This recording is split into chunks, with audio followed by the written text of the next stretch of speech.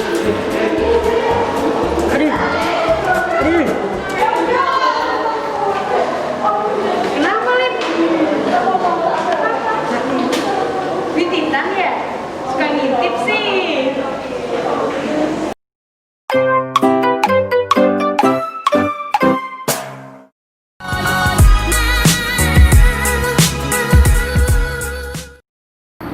Halo, selamat pagi sahabat Isada TV. Jumpa lagi di konten Ngopiku, ngobrol pintar kesehatanku. Sebelum kita mengawali ngopiku pada pagi hari ini, saya akan membacakan 5 mitos atau fakta yang saat ini masih beredar di masyarakat kita. Mitos atau fakta yang pertama adalah minum air es dapat menyebabkan perut buncit. Mitos yang kedua, minum teh dapat menurunkan berat badan. Mitos yang ketiga, bintitan atau timbilan disebabkan karena kita suka ngintip. Mitos yang keempat, stres dan keseringan mikir dapat menyebabkan rambut rontok atau botak. Mitos yang kelima, diabetes, ada tipe basah, ada tipe kering. Nah, dari kelima mitos tersebut kita akan membahasnya bersama dosen kita Bapak Nas Muhammad Roni Al-Faqih selaku dosen keperawatan medikal bedah di kampus UNU Stikes Iksada Bojonegoro. Mari kita sapa dulu Pak Roni. Selamat pagi Pak Roni. Selamat pagi Mas. Boleh disapa dulu penonton Iksada TV? Ya, selamat pagi semuanya. Di sini nanti kita akan membahas tentang yang tadi sudah disampaikan oleh Mas Pambudi. Baik. Terima kasih Pak Roni sudah menyampaikan waktunya di konten Ngopiku yang episode ke-7 kali ini.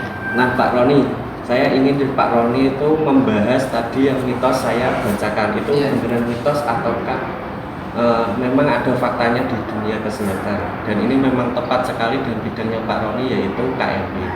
Monggo Pak Roni sambil kita sampaikan. Ya, baik, terima kasih Mas Pambudi. Jadi dari kelima mitos tadi yang sudah disampaikan oleh Mas Pambudi, ada beberapa memang fakta, tapi ada juga yang mitos seperti itu. Nah, baik, untuk yang pertama tadi mengenai minum es ya. Betul. Minum es apakah bisa membuat orang itu perutnya buncit atau berat badannya semakin meningkat kan gitu. Nah, berdasarkan penelitian yang sudah saya baca dan secara teoritis ternyata itu es batu itu tidak ada hubungannya dengan peningkatan berat badan atau malah membuat orang itu buncit seperti itu. Jadi kandungan dari es batu itu sendiri sudah tidak ada. Ini berbicara es batu saja loh ya, es batu saja. Kalau es batu saja tidak ada. Yang membuat orang buncit atau malah membuat orang itu semakin gemuk itu bukan kadar es batunya atau zat yang ada dalam es batunya, tapi campuran-campuran yang ada dalam es seperti itu.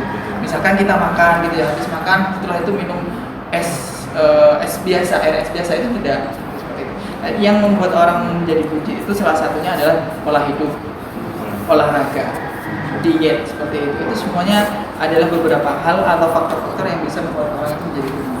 Kalau kandungannya es tapi ada kandungan karbohidratnya seperti gula, nah itu bisa akan membuat orang menjadi buncit seperti itu. Bukan masalah es batunya, tapi kandungan yang ada dalam es itu apa seperti itu. Jadi itu ya. Jadi kalau misalkan disebut sebagai mitos bisa disebut mitos seperti itu. Jadi kalau mau minum air dan es batu saja tidak buncit. Tidak buncit. Kalau dicampur misal sirup marjan satu botol itu mungkin bisa buncit. Iya, bisa bengkak juga nanti di dompet sebenarnya. Lalu untuk yang mitos atau fakta yang kedua Pak Roni, minum teh terkait dengan minum teh. Nah, ini kita harus pahami dulu tentang kandungan yang ada dalam teh. Teh itu juga banyak Mas, ada teh hijau, ya kan ya. Ada banyak sekali macamnya. Nah, yang perlu kita pahami adalah kandungan teh di dalam kandungan zat atau zat di dalam teh itu sendiri apa. Nah, ada beberapa kandungan, salah satunya polifenol.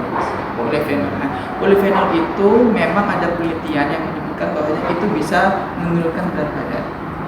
Seperti itu. Nah, akan tapi akan berbahaya kepada kondisi kesehatan tubuh kita ketika misalkan teh itu dicampur dengan gula.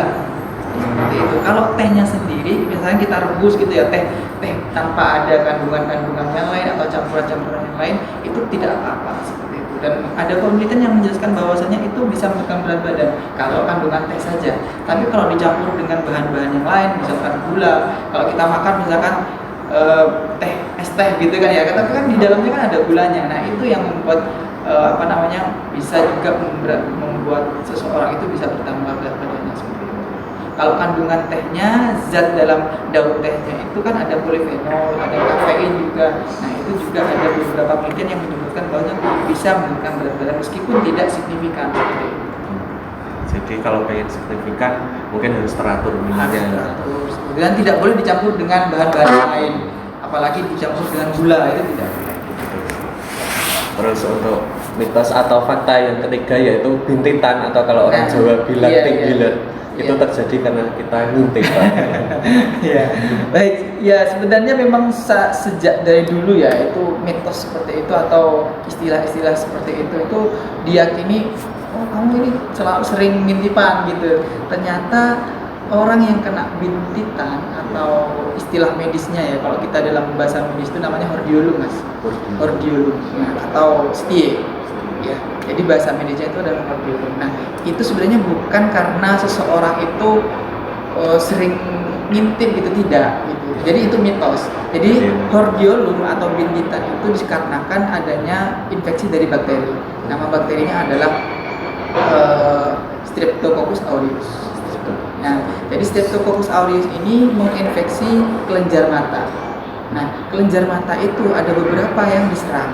Salah satunya adalah mebom, kemudian ada kelenjar mol, kemudian ada zes. Nah, iya, jadi bintitan atau hordeolum itu ada dua jenisnya. Ada hordeolum eksternal, ada hordeolum internal.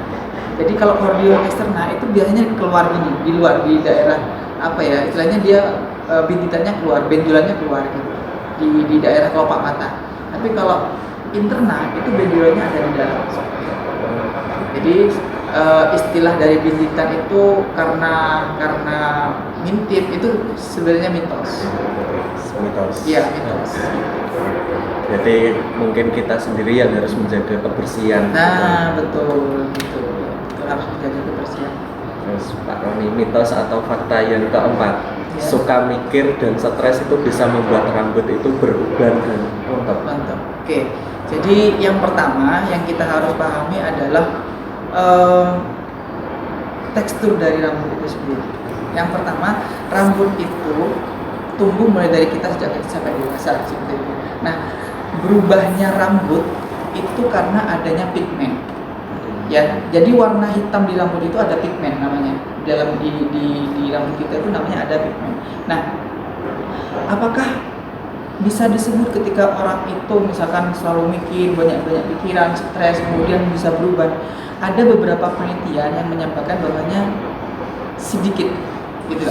Ada dampak dari stres yang bisa menyebabkan orang itu bisa berubah rambutnya. Salah satunya karena faktor yang pertama, ketika seseorang itu stres, ketika manusia itu mengalami stres, maka di dalam tubuh itu akan mengaktifkan yang namanya hormon noradrenalin. Seperti itu. Nah, ketika hormon noradrenalin ini diaktifkan oleh tubuh, nah, misalkan ada cemas, stres, depresi gitu ya, mikir utang dan yang lain-lainnya, itu tubuh kita secara spontan akan mengaktifkan yang namanya noradrenalin. Nah, dari noradrenalin ini nanti akan mengaktifasi yang namanya pigmen. Pigmennya namanya malnosit. Nah, nanti kalau misalkan malnosit ini seseorang itu sering stres, stresnya artinya secara kontinu, maka akan berpengaruh pada pembentukan tadi pigmen tadi itu.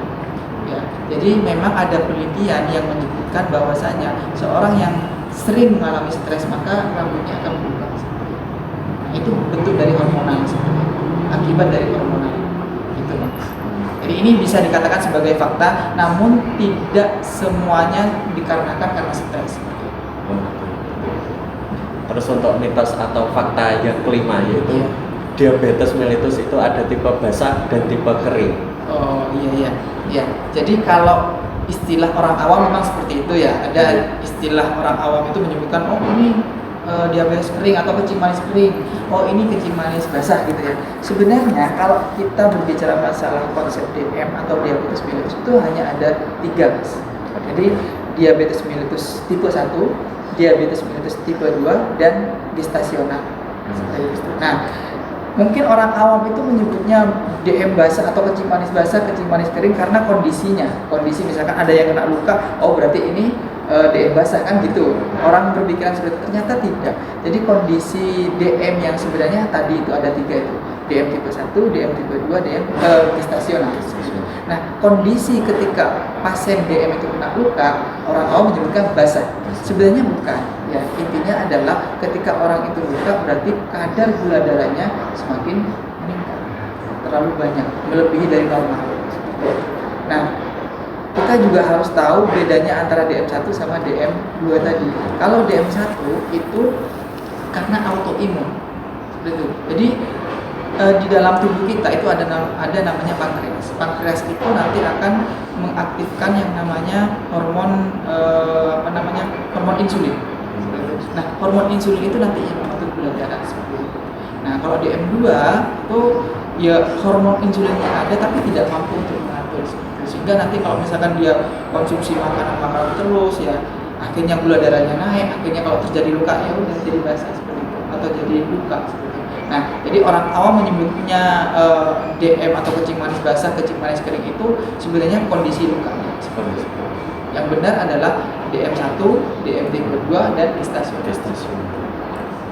Oke, sahabat Isada TV, itulah penjelasan dari dosen kami, Bapak Roni. Dan saya sebagai host akan menyimpulkan mitos atau fakta. Yang pertama tadi, minum air es dapat menyebabkan perut buncit. Itu adalah mitos. Nah, kemudian yang kedua, minum air teh dapat menurunkan berat badan adalah fakta. Karena harus dilakukan juga secara konsisten dan tidak hanya 1 kali atau 2 kali minum saja. Terus yang ketiga, bintitan atau bahasa Jawanya timbilan terjadi karena kita suka ngintip adalah mitos. Yang keempat, banyak mikir dan stres dapat menyebabkan rambut beruban dan rontok adalah fakta. Yang kelima, diabetes mellitus itu ada tipe basah dan tipe kering adalah mitos. Oke, sahabat Isada TV yang pengen tanya mitos atau faktakah yang masih berada di masyarakat kita, silahkan komen di kolom komentar di bawah ini. Nanti kita akan membahasnya di part kedua dari video Ngopiku yang masih lanjutan dari video ini. Nah, demikian sahabat Isada TV Ngopiku di episode 7 kali ini. Nantikan di part 2-nya yang kita masih akan tetap membahas mitos atau fakta. Jangan lupa like, komen, dan subscribe channel Isada TV. Ngopiku, ngobrol pintar, kesehatanku.